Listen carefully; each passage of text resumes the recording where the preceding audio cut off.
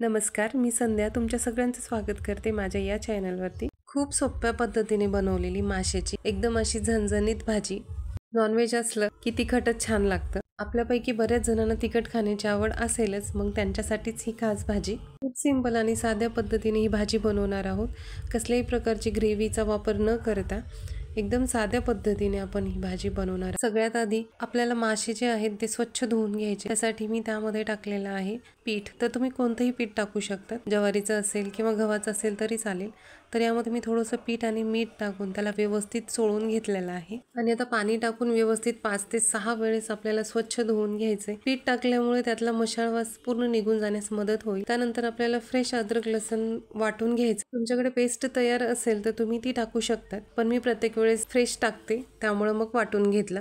यामध्ये आपल्याला 2 चमचे हळद, 3 चमचे मीठ आणि अद्रक लसूणची पेस्ट आणि एका लिंबाचा रस पिळून घेऊन व्यवस्थित असं मिक्स करून आपल्याला 1 घंट्यासाठी तरी मॅरिनेट करून ठेवायचे। मॅरिनेशन केल्यामुळे या सगळ्या भाजीमध्ये लिंबाचा रस आणि हळद, मीठ जे काय आपण टाकलेलं आहे ना, ते खूप छान मध्येपर्यंत जातं आणि त्यामुळे भाजीला खूप छान टेस्ट येते, चव येते।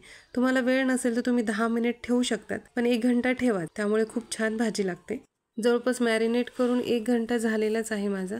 त्यानंतर मी फोडणीसाठी एक मीडियम साईजचा कांदा, अद्रक लसूणची पेस्ट, कोथिंबीर, खूप सारी कोथिंबीर घेतलेली आहे, 2 चमचे काळं तिखट आणि 4 चमचे लाल मिरचीचं पावडर। सोबतच चव वाढवण्यासाठी 2 छोटे चमचे धने पावडर सुद्धा आपण ऍड करणार आहोत। हे काही इथे मी घेतलेलंच आहे। कढईमध्ये तेल टाकून घेतलेलं आहे। जास्त तेल गरम होऊ द्यायचं नाही, कारण जास्त तेल गरम झाल्यामुळे अद्रक लसूणची पेस्ट जी आपण सुरुवातीला टाकणार आहोत, तेल जास्त गरम असल्यास ती करपण्याची शक्यता असते, त्यामुळे तेल जास्त गरम होऊ द्यायचं नाही। थोडंसं गरम झालं की त्यामध्ये अद्रक लसूण टाकून घ्यायची आणि पुन्हा नंतर आपण त्यामध्ये कांदा टाकायचा आहे। कांदा टाकून मात्र गोल्डन कलरचा होईपर्यंत आपल्याला त्याला व्यवस्थित परतून घ्यायचं आहे। आता कांद्याचा रंग हा चेंज झालेला आहे। या स्टेजला आपल्याला 2 चमचे धने पावडर ॲड करायचे, त्याला व्यवस्थित असं हलवून घ्यायचे। त्यानंतर आपल्याला त्यामध्ये लगेचच लाल मिरची पावडर ॲड करायची आहे, त्याला व्यवस्थित असं हलवून घेऊन पुन्हा नंतर त्यामध्ये काळा मसाला ॲड करायचा आहे। स्टीलची कढई असल्यामुळे थोडीशी पटकन प्रोसेस करावी लागणार आहे, नाहीतर खाली करपायला चालू होतं। लाल मिरची तेलामध्ये व्यवस्थित परतून घेतली ना तर त्याची चव अप्रतिम लागते। मिरची परतून घेतल्यानंतर आपल्याला त्यामध्ये काळं तिखट ॲड करायचे आणि त्याला व्यवस्थित असं मिक्स करून घ्यायचे। काळा मसाला जास्त भाजून घ्यायची गरज नाही, कारण त्यामध्ये ऑलरेडी सगळं भाजलेलंच असतात, त्यामुळे आपण लगेचच त्यामध्ये मासे जे आहेत मॅरिनेट केलेले ते टाकून घेणार आहोत। याला व्यवस्थित असं मिक्स करून घ्यायचं। हे सगळं करत असताना मी दुसऱ्या साईडला पाणी गरम करण्यासाठी ठेवलेलं होतं।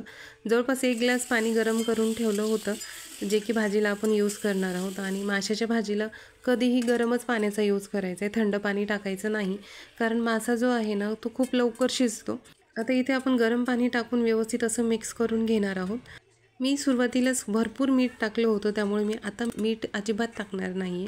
जवळपास 1 छोटा ग्लास मी यामध्ये पाणी टाकलेलं आहे। तर याला फक्त 5 मिनिटं शिजवून घ्यायचंय।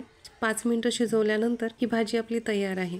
सगळ्यात शेवटी मी चिरलेली कोथिंबीर वरून टाकली आणि आता भाजी तयार झालेली आहे। तुम्हाला मिठाचा अंदाज येत नसेल तर सुरुवातीला भाजी उकळून झाल्यानंतर तुम्ही एकदा टेस्ट करून बघा। कमी वाटत असेल तर पुन्हा वरून थोडंसं मीठ ॲड करा। तसं तर सुरुवातीलाच मीठ भरपूर टाकायचं, कारण शेवटी आपण नंतर मीठ टाकलं नाही तरी चालेल।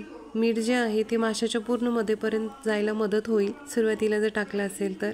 अशा प्रकारे आपली भाजी तयार आहे। आता चपातीसोबत खा, नाही तर मग भाकरीसोबत खा, तुमची इच्छा। आणि तुम्ही चॅनलवरती नवीन असाल तर नक्कीच सबस्क्राईब करा। कमेंट्स करून नक्कीच सांगा की भाजी कशी झालेली आहे। भेटूयात नेक्स्ट व्हिडिओमध्ये, तोपर्यंत काळजी घ्या।